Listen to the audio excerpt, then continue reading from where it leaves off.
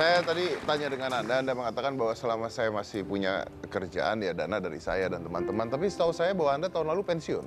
Ya, Nah, betul. pensiun ini kan gajinya tidak sebesar ketika Anda masih kerja pastinya. Ya, nggak ada gaji, tidak ada gaji lagi. Ah, lalu? Ya, untuk pemenuhan kebutuhan sehari-hari ada saja. Di samping eh, saya dan istri saya dan anak-anak saya, kami tekankan kepada anak-anak bahwa kita sebisa mungkin harus mandiri.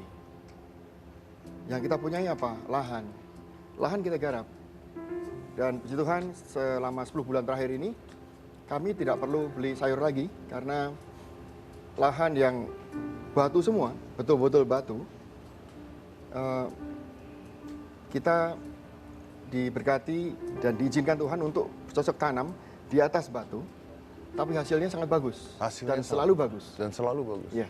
Itu jadi mata pencarian juga Itu untuk kebutuhan kami sendiri. untuk kebutuhan makan Ya. di NTT tersebut. Di panti asuhan kami ya. Oke, nah ini begini, tadi saya lihat bahwa anak-anak ini sekolah semuanya. Ya. Nah sekolah ini butuh biaya kan? Oh iya. Ya, lagi-lagi kami diberkati Tuhan, saya punya spending tiap bulan. Tidak ada yang wasted, artinya kami tidak abusif terhadap dana yang ada. Dan ya kami sudah ya dibilang mampu diizinkan untuk membuat istilahnya passive income. Ya. Sesuatu yang kami bangun yang tadinya cost center menjadi profit center. Artinya ya contohnya salah satunya rumah kami yang tadinya kami tinggali dan kami harus membiayai rumah itu. Rumah itu kami convert menjadi kos-kosan dan ya ada 33 kamar tinggal di Jakarta. Anda sendiri tinggal di mana? Ya, kami pakai 3 lantai di depan, yang di belakangnya dibikin kos-kosan. Dibikin kos-kosan. Dan ya cukup untuk Untuk semuanya. itu semua. Di samping ada passive income lain lagi. Oke, dari 170 anak paling banyak jadi 138, itu anak-anak yang keluar kemana biasanya, Pak? Tahun lalu seperti dikatakan tadi saya pensiun, jadi saya harus have to come clean. Saya katakan ke mereka, saya sudah pensiun, saya tidak bisa membiayai lagi kamu kuliah semua. Jadi dengan sangat menyesal, dengan sedih, saya tidak bisa meneruskan membiayai kamu lagi. Jadi mereka kembali ke keluarga masing-masing atau known family.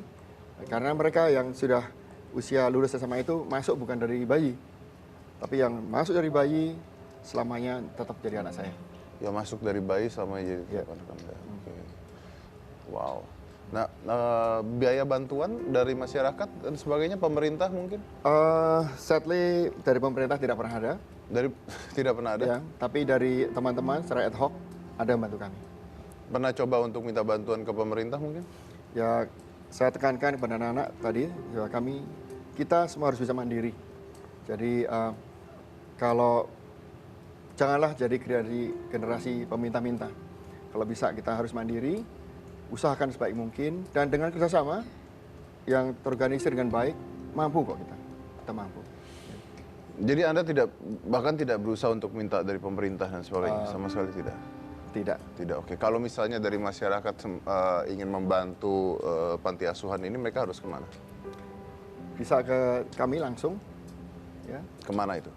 ke panti asuhan di Kupang, atau hubungin saya, mungkin nomor telepon saya sudah share, atau hubungin saya di Facebook, Facebooknya? hubungin saya di Facebook saya, Budi Suhardi, Suhardi, Soe tulisannya, Budi Suhardi @yahoo.com. @yahoo.com. Oke, baik. Jadi kalau Anda ingin membantu berpartisipasi juga bisa ke Facebooknya langsung, atau mungkin nanti kita share nomor yang bisa dikontak ya, ke masyarakat di sini. Mudah-mudahan banyak yang melihat ini dan banyak juga yang terketuk hatinya untuk membantu ya. Oke, baik. Dan mungkin tak perlu tambahkan tadi, tidak ada yang tidak mungkin ya dalam hal kehidupan ini sebetulnya. Contohnya, tadi saya katakan kami bercocok tanam di atas batu, betul-betul batu.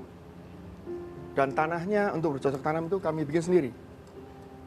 Ya, dan bahkan karena pernah kami ada di website kami bahwa kami sudah swasembada sayuran dari tanah yang berbatu ini, saya sempat diundang oleh PBB dan ya saya pernah bicara di depan 200 negara lebih, menjelaskan bukan tentang panti asuhan, bukan menjelaskan soal pengalaman terbang saya selama 40 tahun, tapi menjelaskan tentang land transformation. Land transformations. Transformasi tanah yang gersang Kering berbatu menjadi produktif. Anda belajar dari mana ini? Ya, trial and error dengan istri saya berdua. Rocky land is not a problem. It is fact that you have to deal with it. Blah, blah. Okay. Ya. Dan berhasil ya? Bagus, Dan sangat berhasil. sangat berhasil. Wow, Selalu berhasil. selalu berhasil. Nah, itu kita bisa lihat gambarnya ya. Ada gambarnya ya? Udah jadi sawah sendiri nih. Iya, iya.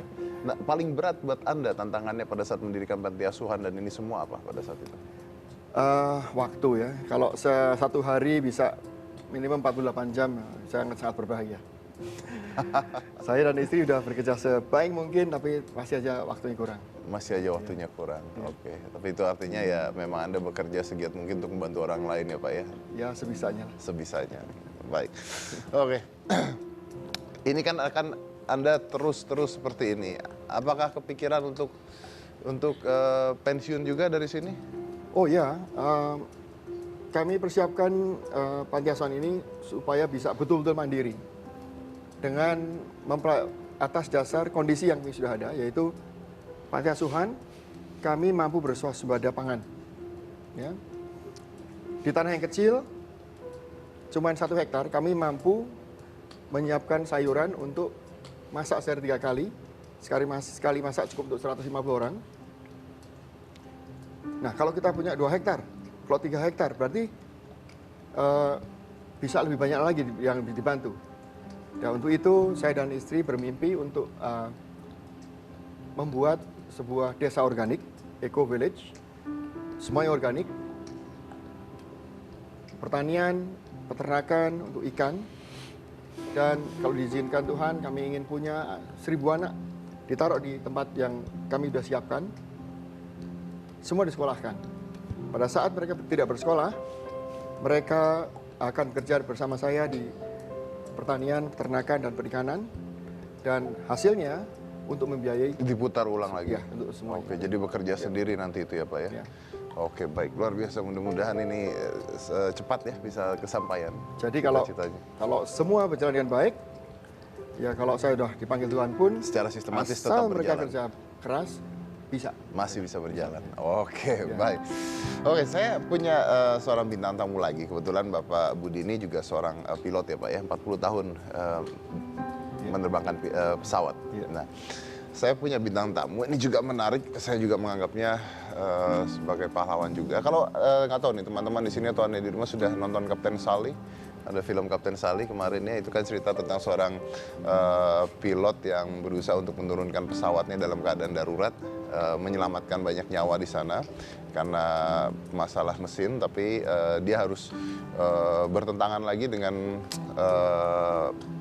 sistem pada saat itu. Jadi akhirnya dia harus ribut lagi dan harus memenangkan di kehakiman untuk bahwa yang dilakukan itu benar atau tidak. Nah, ternyata bukan hanya cerita saja di luar negeri, tapi di Indonesia pun ternyata ada hal-hal yang terjadi seperti itu. Bahkan mungkin ini gila juga gitu, karena di Indonesia itu beberapa saat yang lalu ada ada pilot Abdul Rozak, dia berhasil mendaratkan pesawat dari ketinggian puluhan ribu di kaki Sungai Bengawan Solo. Itu mesinnya mati. Jadi pada saat dia terbang itu kena awan cumulonimbus dan mesinnya mati, dan dia harus menurunkan pendaratan darurat pesawat tersebut di Sungai Bengawan Solo yang berliku-liku dan kecil. Dan pada saat itu dia berhasil menurunkan, hampir tidak ada korban, hanya ada 1 korban yaitu pramugarinya, karena pada saat turun terbentur dan kebuka, jadi pramugarinya tertarik ke bawah kalau tidak salah. Hanya ada 1 korban pada saat itu, tapi dia berhasil menurunkan pesawatnya di Sungai Bengawan Solo. Ada lagi 1 kisah lagi, ini adalah pilot Anwar Haryanto. Nah, pilot ini berhasil juga sama, dia menurunkan pesawat dengan menggunakan roda belakang saja karena roda depannya mengalami kerusakan. Jadi pesawat itu harus turun dengan keadaan seperti ini ke bawah. dan dia harus berputar-putar di atas udara itu sampai bensinnya habis. Karena kalau bensinnya masih full atau masih ada setengah atau dikit, mungkin Anda lebih tahu, impact bahaya ledakan lebih besar lagi. Jadi dia berusaha untuk menurunkan pesawat itu dengan satu roda belakang. Dan saya rasa Anda sebagai pilot juga pastilah ya ada hal-hal seperti itu, emergency case dan sebagainya. Selama 40 tahun belum pernah. Belum pernah, tapi tahu tentang hal-hal seperti itu. Dan itu membawa nyawa orang dan keluarga orang lain pula di pesawat itu. Nah, ada satu lagi nih yang saya undang ke sini.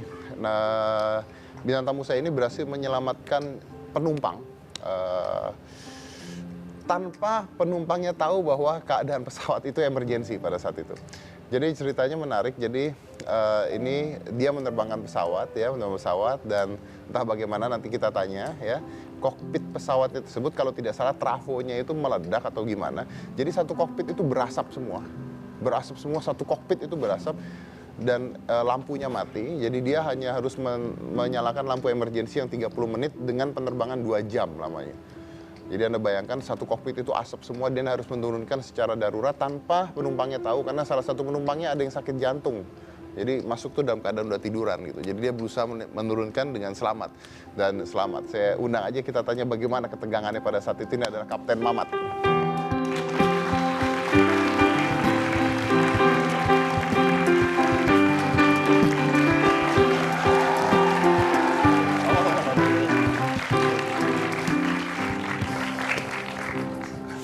Ya. Oke, baik. Kapten Mamat, mungkin boleh cerita dulu gimana ceritanya. Saya tadi udah cerita bahwa kokpitnya tuh berasap. Iya, tiba-tiba awalnya sih cium bau sesuatu aja, tapi nggak normal kan. Biasanya cium bau makanan dari bawah ini. Betul. Baunya beda, jadi udah curiga lah. Pasti ada something wrong dengan kabel itu. Jadi kita udah prediksi pasti ada sesuatu. Ada sesuatu. Dan apa itu sebenarnya? Akhirnya bermasalah di electrical. Iya, Dan kebakar?